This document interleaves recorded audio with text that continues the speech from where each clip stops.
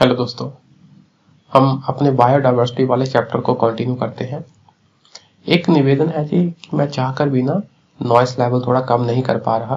तो अगर आप चाहते हैं कि आवाज़ अच्छी सुने मेरी, तो आप ना बिना हेडफोन के या ईयरफोन के सुनना लेक्चर, आपको आवाज़ क्लियर ज़्यादा आएगी। पढ़ते हैं जी। इन्वेसिव एलियन स्पीसीज, ऐसी स्पीसीज जो उस एरिया की नहीं है, बाहर से आई है, पर वो क्या है? इन्वेसिव। इन्वेसिव मतलब वो एक हिसाब से उस एरिया में अटैक करती है, वो अपने आप को इतना फैला लेती है, उसकी इतनी ग्रोथ होती है, उसके कणों से दूसरा पौधा जहाँ मीन उनकी अपनी ही, अगर एनिमल है तो एनिमल की जनसंख्या भी इतनी जल्दी बढ़ती है कि वहां के लोकल इकोसिस्टम का ताना बाना गड़बड़ कर देते हैं वो। इसलिए आप देखना, कभी आप फॉरेन में जाओ तो आपको वहां चेक किया जाता है, कहीं आप कोई बीज तो नहीं लेके आ रहे, है ना। अगर आप कोई पेट लेके जा रहे हो तो भी बड़ा वो चेक करते हैं, ताकि वहां के इकोसिस्टम को नुकसान ना पहुंच पाए। थोड़ा पढ़ लेते हैं कि कंसेप्ट को समझ लें। समटाइम्स पर्पसली मतलब जानबूझकर, या एक्सीडेंटली या किसी और घटनावश, या बिना इच्छा के, people bring non native species, ऐसी स्पीसीज जो वहां की नेटिव नहीं है, कुदरती रूप से वहां नहीं पाई जाती, इनटू न्यू एरियाज। ठीक है, नए एरिया में कभी कभी इंसान क्या करता है, जानबूझकर या एक्सीडेंटली नॉन नेटिव स्पीसीज ले आता है।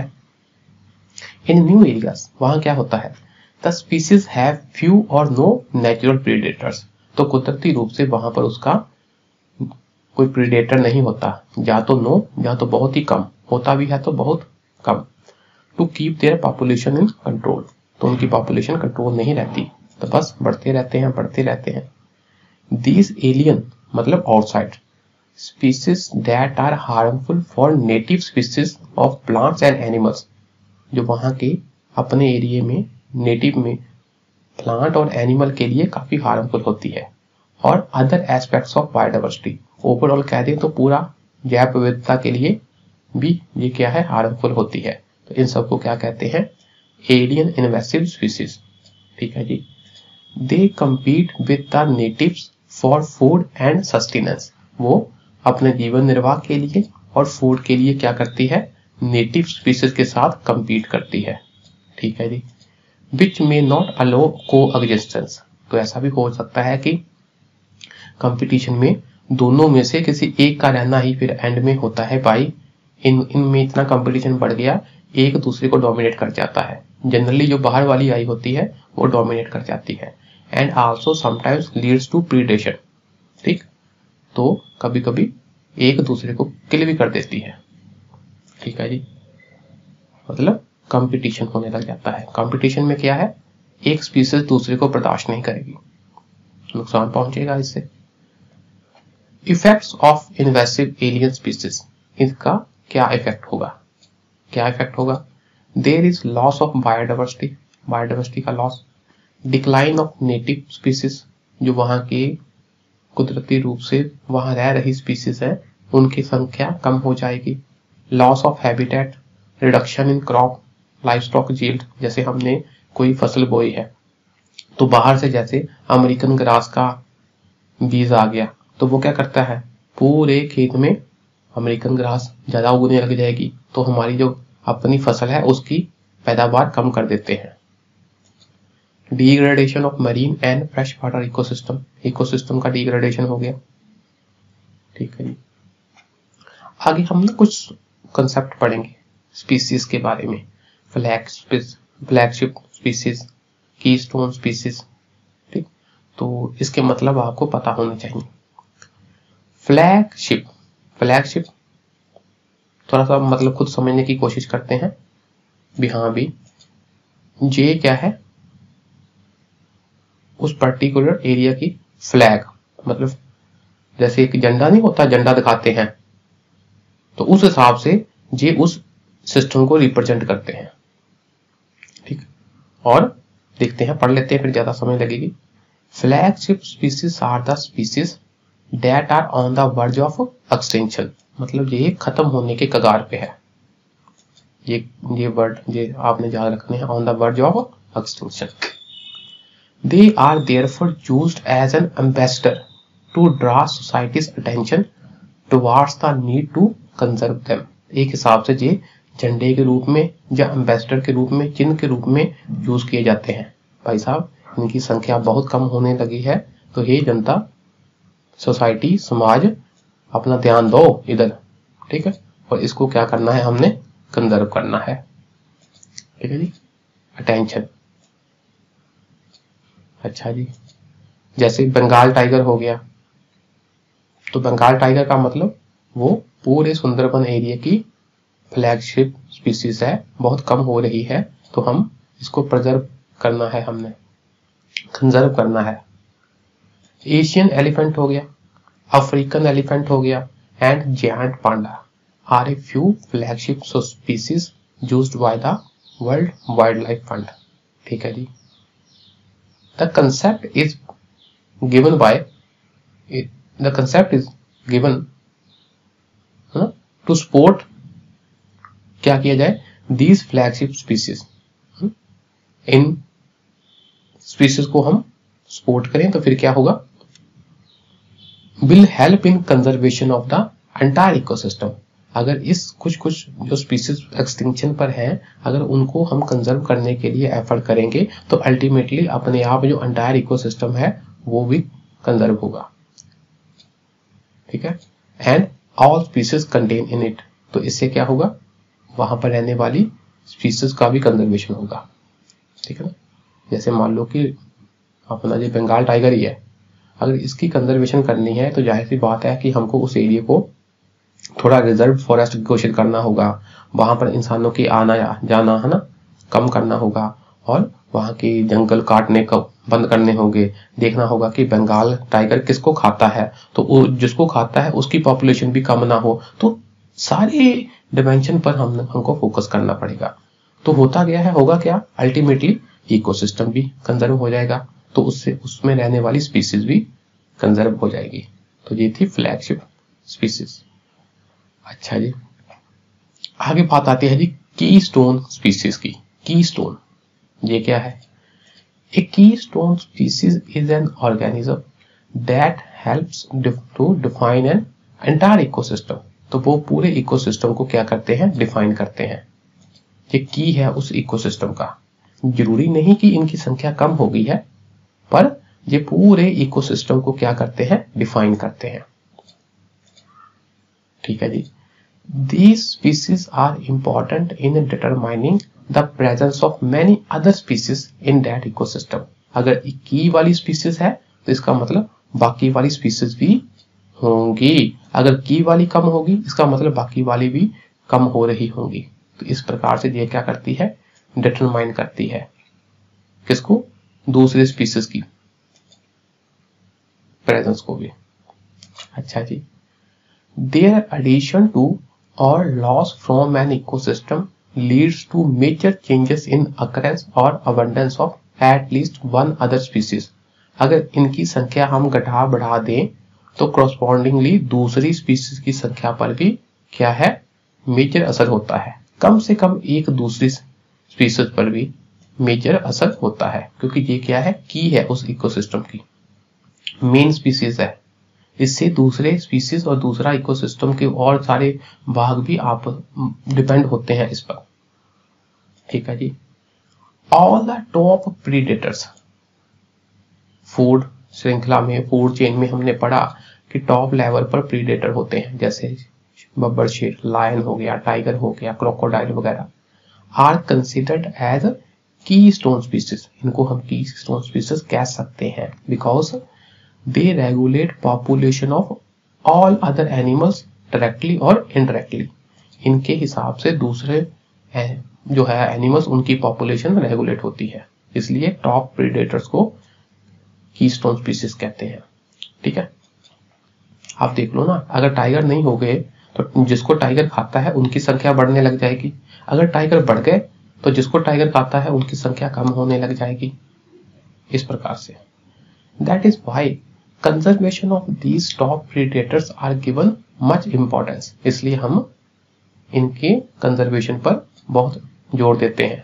आपने देखा होगा हम कहते हैं सेव टाइगर, अब आम इंसान कहेगा क्या करना टाइगर को सेव करके, वो तो जानवरों को खाता है ना, हमें क्या। वो इसलिए कि जैसे टाइगर हो गया वो टॉप प्रेडेटर है, उसके द्वारा पूरा इकोसिस्टम बैलेंस होता है।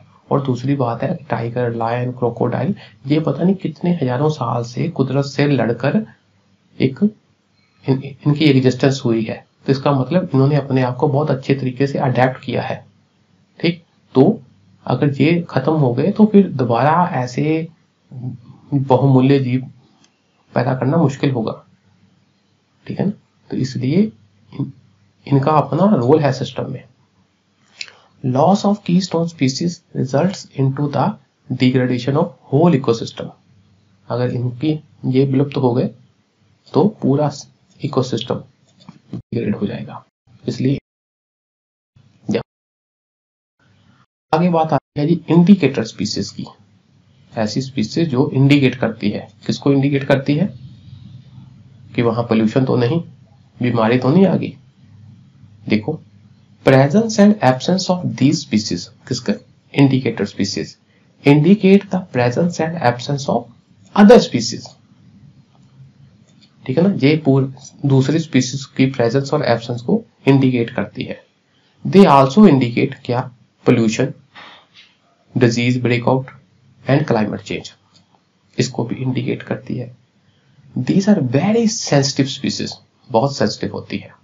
ठीक है, and act as an early warning signals about the ecosystem health to the scientist.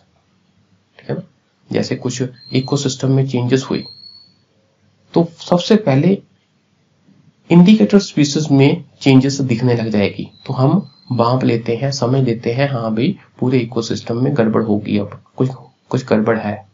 तो इंडिकेटर स्पीसीज हमारी बहुत हेल्प करती है। फॉर एग्जांपल उदाहरण देख लेते हैं, लाइकन्स। जो लाइकन्स होते हैं, फंगाई और एल्गी का सिम्बायोटिक रिलेशनशिप हमने पढ़ा पिछली क्लास में, are sensitive to sulphur dioxide. ठीक है, as a result its presence indicates air pollution.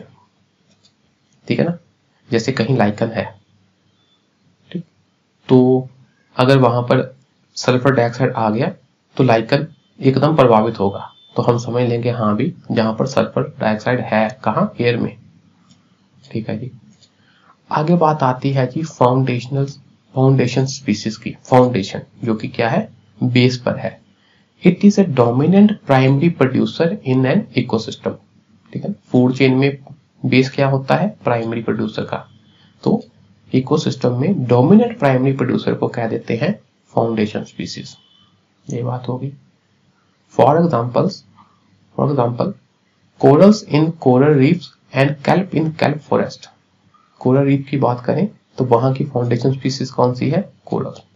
और कैल्प, जो कैल्प फॉरेस्ट होते हैं, आपने देखना इसकी फोटो कैल्प की, समुद्र में ऐसे घास टाइप होते हैं, लंबी लंबी, कितनी लंबी लंबी घास से होती है, उसे कहते हैं kelp. Kelp are any of about 30 genera of brown algae. तो ब्राउन एल्गी होती है ये कम से कम 30 प्रकार की होती है, ये 30 प्रकार में से कोई एक। That grow as large coastal seaweeds.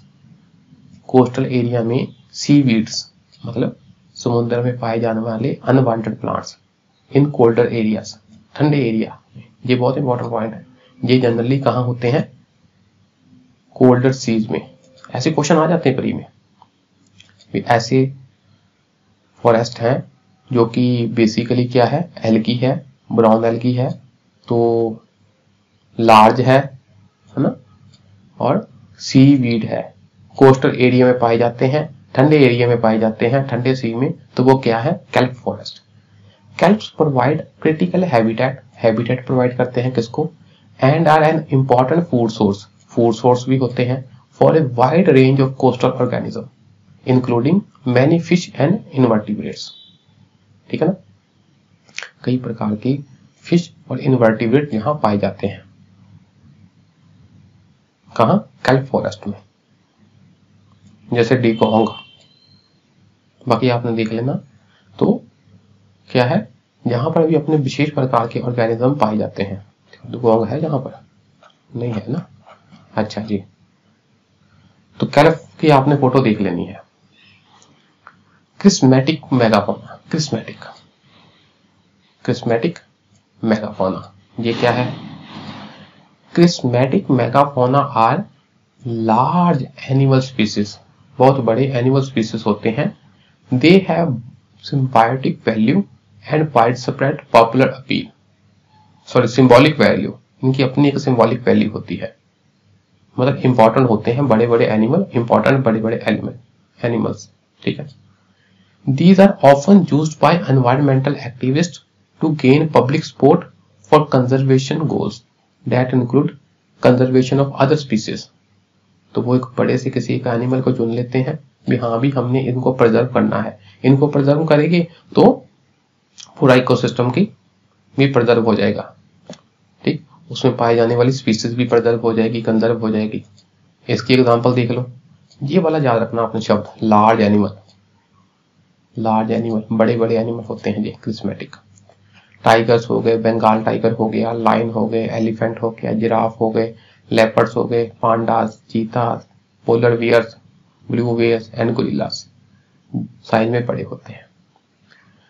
आगे है जी अम्ब्रेला स्पीसीज, ये क्या बात हुई? प्रोटेक्टिंग दीज स्पीसीज, अगर हम इनको प्रोटेक्ट कर लें, जैसे कि छतरी है, अगर छतरी होगी तो उसके नीचे आने वाले अपने आप बारिश से बच जाएंगे, तो वही है, वही कंसेप्ट है। ये एक ऐसी स्पीसीज होती हैं कि इनको अगर हमने प्रोटेक्ट किया, protecting these species indirectly protects the many other species that make up the ecological community of its habitat, ठीक है ना, इसे कहते हैं अम्ब्रेला इफेक्ट। इसको आपने प्रोटेक्ट किया तो अपने आप प्रोटेक्शन मिल जाएगी कई और स्पीसीज को, उसे कहते हैं umbrella species. So these species are selected for making conservation related decisions. The umbrella species is often either a flagship species whose conservation benefits other species. तो ये flagship species भी हो सकती है, जहां एक keystone species भी हो सकती है, which may be targeted for conservation due to its impact on an ecosystem, ठीक है ना, ऐसे हम कर सकते हैं। तो आपने इसको एक दो बार पढ़ लेना है, समझ लेना है।